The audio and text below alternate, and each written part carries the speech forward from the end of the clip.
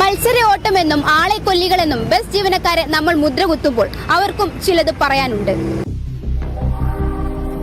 ഇപ്പോൾ ബോൾഗാട്ടി ഒരു പാലം, അതിൻ്റെ അപ്പുറത്തൊരു പാലമുണ്ട്, വല്ലാറോട് പാലം. ആ ഒരു പാലം പൊളിച്ചിട്ടേക്കാണ്. പൊളിച്ചിട്ടതിന് വേണ്ടി മൊത്തം വണ്ടികൾ ഈ ഒരു പാലത്തിൽ കൂടെ പോണത്.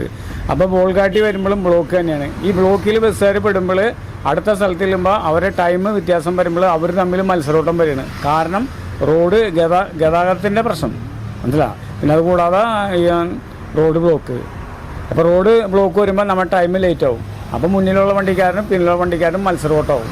അതാണ് ഇതിൻ്റെ സംഭവം.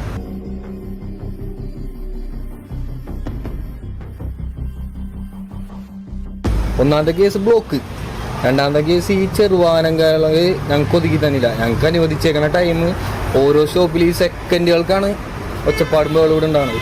അതിന് വേണ്ടി അത് രാവിലെ തുടങ്ങി വൈകിട്ട് ഒരു കല്ല് പിടിക്കാതിരിക്കാൻ വേണ്ടി പണിയെടുക്കുകയാണ്. അതിൻ്റെ ഇടയിൽ ഓടി എത്തിക്കാൻ വേണ്ടിയിട്ടാണ് ഞങ്ങൾ ഈ മത്സരോട്ടം എന്ന് നിങ്ങൾ പറയണ പോലെ ഞങ്ങൾ ചെയ്യണത്. പക്ഷേ അത് മത്സരോട്ടമല്ല, ഓടി എത്തിക്കാൻ വേണ്ടി. ഈ ഓണടിക്കുമ്പോൾ ഈ വണ്ടിക്കാർക്ക്, ഫ്രണ്ടിലുള്ള വണ്ടിക്കാർക്ക് എന്താടാ എന്നുള്ളൊരു മെൻറ്റാലിറ്റിയാണ് അവർക്ക് ഞങ്ങളോട്.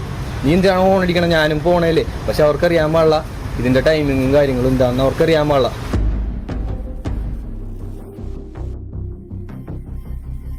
ഇപ്പോൾ രണ്ട് മിനിറ്റ് ഗ്യാപ്പിലാണ് വണ്ടികളുള്ളത്. അപ്പോൾ ഈ 2 മിനിറ്റ് ഗ്യാപ്പിൽ വണ്ടികൾ വരുമ്പോൾ പിന്നിലുള്ള വണ്ടിക്കാർക്ക് ടൈം ഇല്ലാണ്ടാവും. അവർക്ക് പിന്നിൽ വരാൻ വേണ്ടിക്ക് ആളെ കിട്ടാണ്ടാവും. അപ്പോൾ മുന്നിലെ വണ്ടിയാണ് ആളെടുത്ത് പോകുമ്പോൾ 2 വണ്ടി കൂടി കോമ്പറ്റീഷൻ ആവും. പിന്നെ അത് ചെയ്യേണ്ട കാര്യങ്ങൾ സർക്കാരാണ് നിലനിർത്തേണ്ടത്. സർക്കാർ എന്ന് പറഞ്ഞാൽ വണ്ടികൾക്ക് പെർമിറ്റ് അധികം കൊടുക്കാണ്ടിരിക്കുക, നിലവിലുള്ള വണ്ടികളെ നല്ല രീതിയിൽ സർവീസ് ചെയ്യാൻ അനുവദിക്കുക.